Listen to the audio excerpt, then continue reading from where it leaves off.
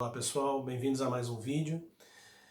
Hoje nós vamos tentar abordar um dos temas mais difíceis de ser assimilados que eu tenho ensinado.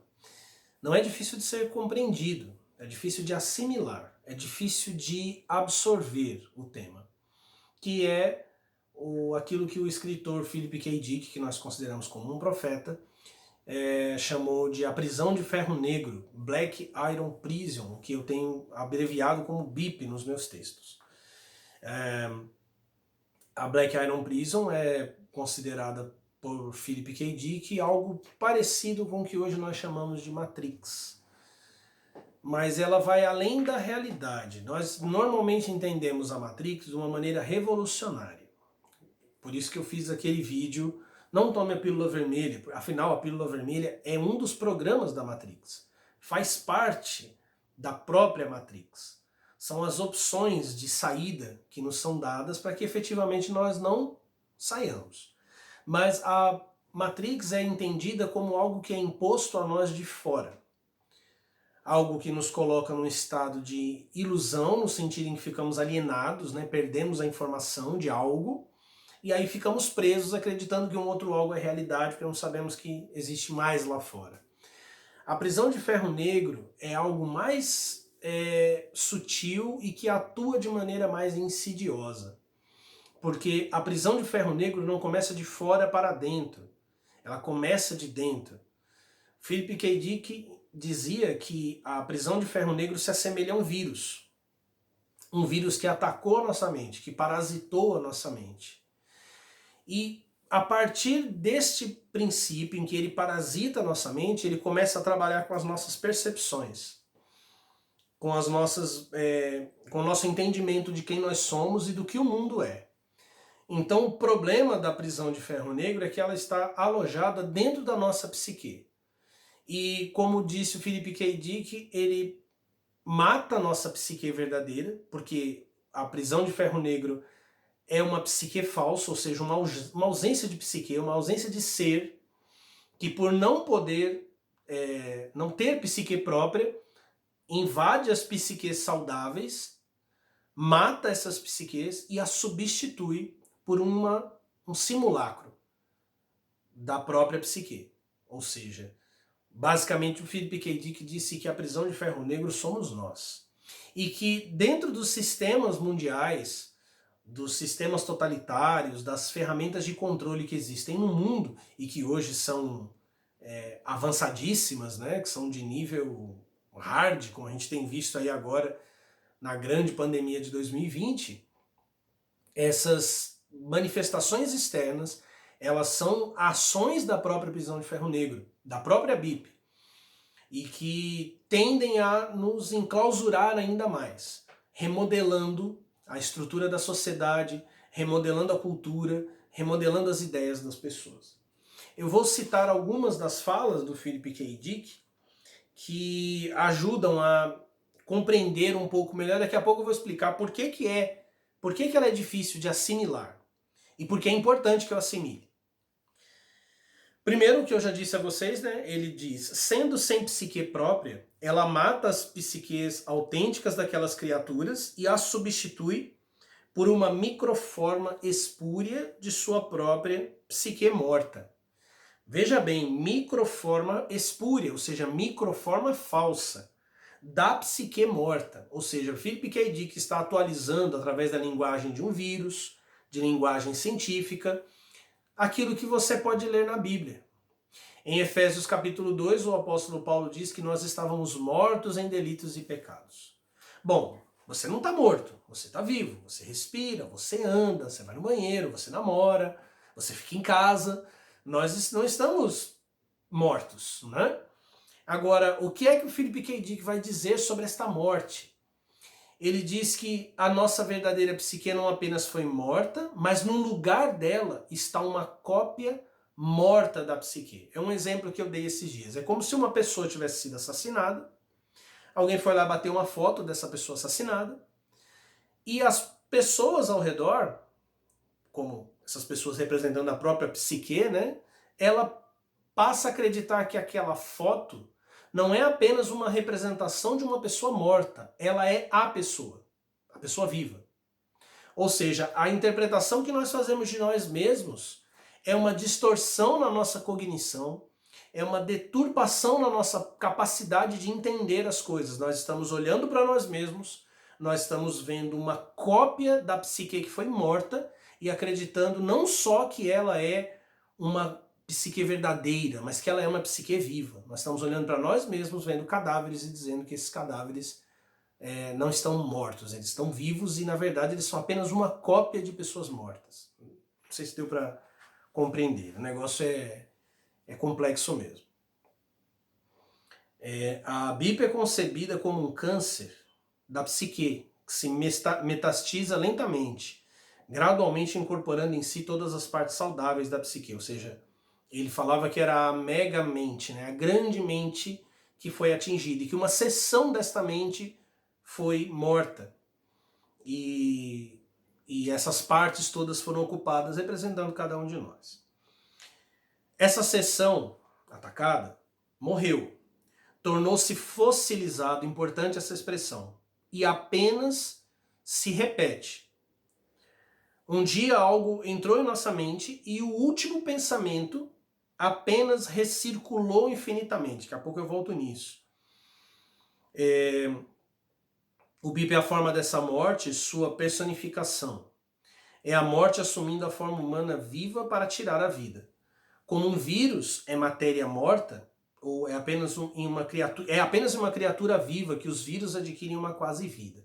Então, primeiro falando sobre vírus, aproveitando esse momento que nós estamos vivendo, o vírus é apenas um pedaço de DNA e de RNA. O vírus não está exatamente vivo, né? Ele não tem exatamente a definição de um ser vivo. Ele só consegue vida quando ele invade células vivas, muitas vezes levando esses corpos invadidos à morte. Philip K. Dick diz a mesma coisa. A prisão de ferro negro, a BIP não está viva, mas ela invade células vivas da grande mente, psiques vivas, e vive através delas. E aí ele diz que quando houve esse ataque, o último pensamento apenas recirculou infinitamente, e antes ele tinha dito, tornou-se fossilizado e apenas se repete. Essa expressão fossilizado, ele está falando de algo que ou foi gravado em pedra, uma imagem gravada em pedra, e mais adiante ele vai falar sobre ossos, né? Uma estrutura óssea ao redor. Quer dizer que se tornou rígido, tornou-se duro. E ele diz que apenas se repete, circulou infinitamente. O que é isso? É um conceito que eu tenho já colocado, que é muito difícil de lidar com ele, sobre a morte e a reencarnação. Eu tenho defendido que nós, ao morrermos, não reencarnamos em corpos diferentes. Você nunca foi o príncipe da Inglaterra, você nunca foi o Dom Quixote. Bom, Dom Quixote é ficção, mas você entendeu a ideia, né? Você nunca foi uma dessas figuras gloriosas, você também nunca foi um mendigo em Viena, sei lá, qualquer coisa desse tipo. Você foi sempre você. Eu fui sempre eu. Pensa na sua vida. Pensa em quantas coisas deram errado e você gostaria de fazer diferente. Já se imaginou voltando no tempo? Já conversou isso com alguém alguma vez? Se tivesse um superpoder, que superpoder você teria de voltar no tempo para mudar as coisas? Quem nunca viu De Volta para o Futuro? Quem nunca achou aquela história o máximo, né? Essa é a ideia. A culpa, o arrependimento, a saudade alimentam a nossa mente com a frustração, com as decepções, e ao morrer nós resetamos tudo e voltamos lá para o ano em que nós nascemos. Nós saímos do mesmo lugar de onde viemos. Os déjà vu são momentos em que a gente tem pequenos momentos de lucidez do que realmente está acontecendo. Claro que essas trajetórias, elas têm uma ou outra alteração, mas o destino é sempre o mesmo. Nós entendemos o samsara como algo literal.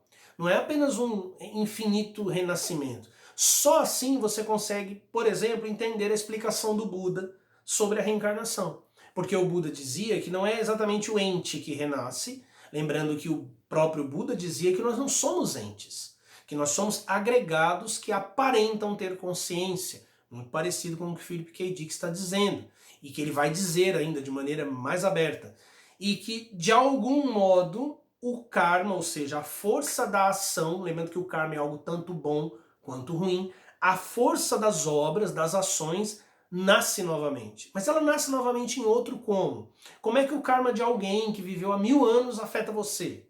Como é que você herda esse karma? Como é que ele chega até você? Mas já se gastou muita tinta e muitos neurônios para tentar explicar isso. Eu estou tentando explicar da maneira mais simples e, infelizmente, mais assustadora. A roda do samsara coloca você sempre no mesmo lugar.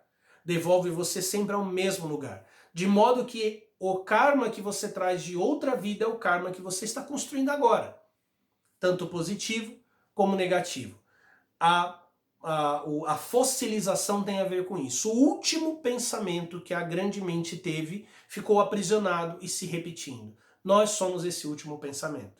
Nós somos a última coisa em que a mente, essa seção da mente, pensou antes de morrer.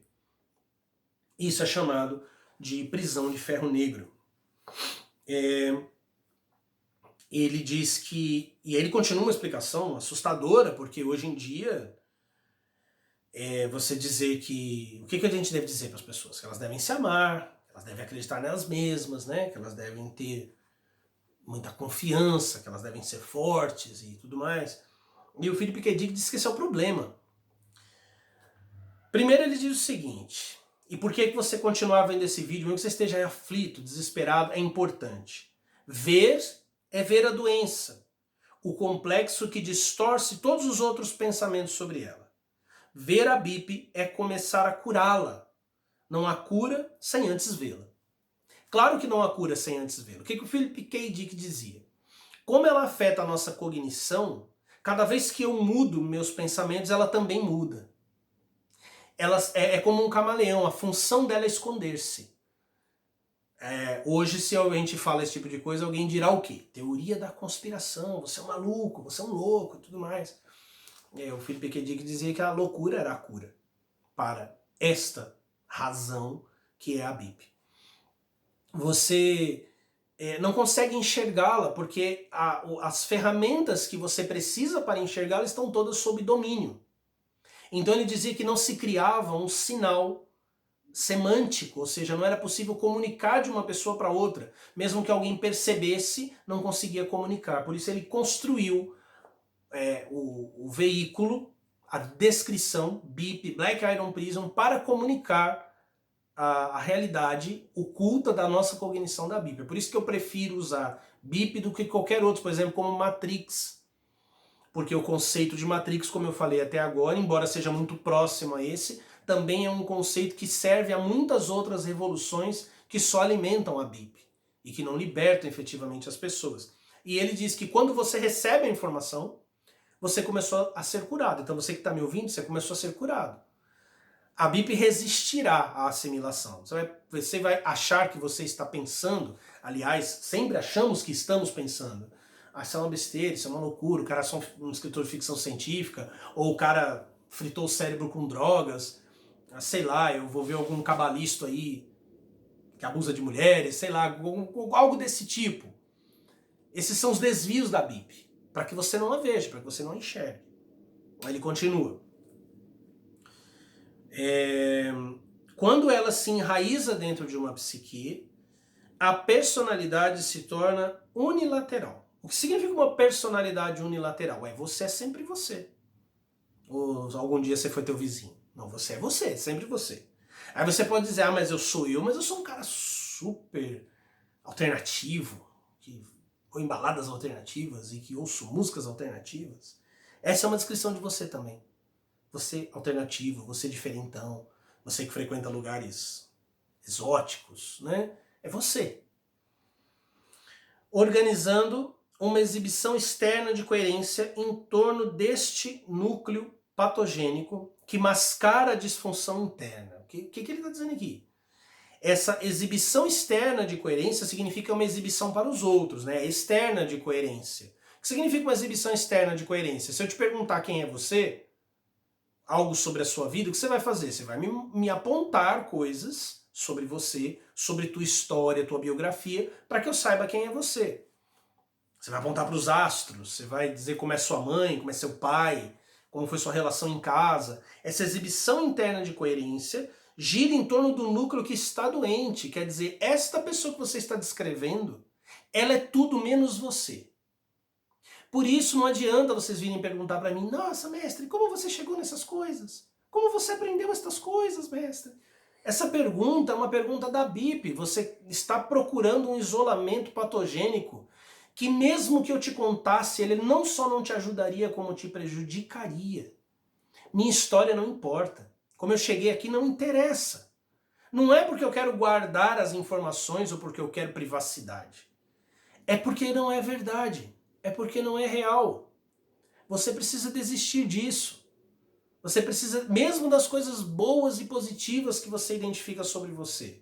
Essa armadura, esse fóssil, este osso, essa estrutura óssea que você chama de você, ela reveste e esconde o vírus que está matando você e aprisionando você numa infinita repetição. No filme, que também é livro, né, A Tempestade do Século, do Stephen King, o demônio diz várias vezes que o inferno é a repetição. O inferno não é lago de fogo nem de gelo. O inferno não são tanques onde as pessoas são torturadas. O inferno é a repetição. E por isso dificulta o reconhecimento. Ele diz que nós somos uma maldita biosfera governada por uma entidade que, como um hipnotizador, pode nos fazer não apenas grasnar como um pato na hora. Quer dizer, ela fala, haja como um pato, e você age como um pato. É pior. Mas faz você pensar que você quer ou decidiu grasnar. Isso é complicadíssimo, porque é o que eu estava falando agora há pouco. As pessoas são estimuladas a terem independência, busca sua verdadeira vontade, é lá que está o segredo, né? Você faz o que você quer, você decide o que você quer, mas o que é que você quer? Quem é que quer? Ele diz que a grande armadilha da BIP é essa. Ela nos faz pensar não que somos comandados a fazer coisas, mas que queremos fazer essas coisas. Ou seja, é o núcleo da vontade que está infectado. É o centro de decisões que está infectado. E é por isso que eu tenho argumentado há anos que não existe livre-arbítrio. Existe livre escolha, existe livre agência. Você age como você bem quer. Mas este que quer, que você pensa ser você, não é você. E essa é a armadilha da Bíblia. Ela ataca a tua consciência para que você pense que este que decide é você. Ela faz você pensar que ela é você. Ele diz que esse é a grande dificuldade, né? Que nós aceitemos, enxerguemos que não somos quem somos, que somos a própria Bíblia atuando, que nós, aquela pessoa que nós aprendemos a amar, a proteger, a preservar. E presta atenção, o suicídio não te livra disso. Nem ir para a igreja não te livra disso. E ele vai falar o que é que está acontecendo para livrar as pessoas disso.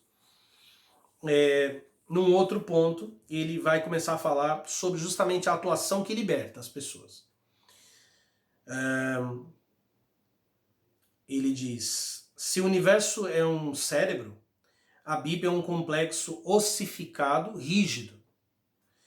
E a zebra é um dos nomes que ele dava para Vales, né? A força salvadora. É a toxina metabólica, e aqui entre parênteses, informação viva, projetada para derreter a existência, restaurando a elasticidade, o que significa fazer com que essa seção avariada, pare de recircular o mesmo pensamento repetidamente. Então, muitas pessoas me perguntam qual é a técnica para alcançar a iluminação? Exercícios de pranayama, tantra, que retiro que eu faço, quantas orações eu devo fazer, aonde eu devo ir? Lugar nenhum. Porque essa pessoa que você pensa ser você é a Bíblia, é uma cópia de você. Tua consciência está desfocada. Mas não existe só a Bíblia aqui. Existe Vales, que está enviando uma toxina, ou seja, uma informação viva. Philip K. Dick disse que em fevereiro e março de 1974 isso aconteceu com ele. A mente dele foi invadida pela informação de Vales. E essa informação, uma vez dentro da mente dele, o raio rosa uniu-se ao cérebro dele e começou a torná-lo não mais nele mesmo, aquele que ele pensava ser, mas em Cristo. Desista. Dê menos valor às suas ideias. Mesmo que elas sejam nobres, mesmo que elas sejam extraordinárias, mesmo que você tenha muitos diplomas, mesmo que você tenha muitas iniciações, nós estamos num tempo em que as iniciações não têm mais poder para levar as pessoas ao divino. As religiões, aí a pandemia provou, nenhuma delas pode fazer nada por nenhum de nós. Eles não podem curar. Quem manda neles é o governo, que diz quando as portas fecham e quando elas abrem. O que eles dependem é de você, eles não podem te ajudar, não podem te salvar. Então eu vejo uma infinidade de ideias, pessoas me mandam todo tipo de interpretação sobre a realidade. E com todas essas interpretações continuamos todos presos, tentando nos levantar do chão puxando as próprias meias, a gente não chega em lugar nenhum. Porque nós estamos tentando fazer, e este nós que faz, este eu que faz, não sou eu de verdade. Philip K. Dick disse que a prisão de ferro negro rastreia o invasor e tenta expulsá-lo e destruí-lo. Por isso, para estar aqui ele teve que disfarçar-se, esconder-se. E essa foi a era cristã. A mensagem viva, a gnose viva, o Cristo vivo esteve escondido dentro da Bíblia. E agora chegou o momento da revelação dele e ele tem crescido nos porões das almas dos seres humanos e nos alcançado. Eu vou falar disso mais em próximos vídeos, mas agora o que eu tenho a dizer para você é desista. Desista de todas as práticas, desista de todas as orações, desista de todos os métodos para alcançar a iluminação, porque estes métodos não são seus. Estes métodos são da BIP. Se renda, desista, descanse e deixe que ele chegue até você, entre em sua mente, se funda com ela e te transforme num homem divino. Faça acontecer a teoses dentro de você, uma mulher divina. Faça acontecer essa teoses dentro de você. Assim nós seremos realmente livres. Espero que vocês tenham gostado do vídeo. Se você não está inscrito no canal ainda, inscreva-se, curta o vídeo, dê um like ou dislike se você acha que eu só falei um monte de merda, mas se envolva, comente, fique atento, porque muitas informações vivas ainda chegarão sob o olho de Valles.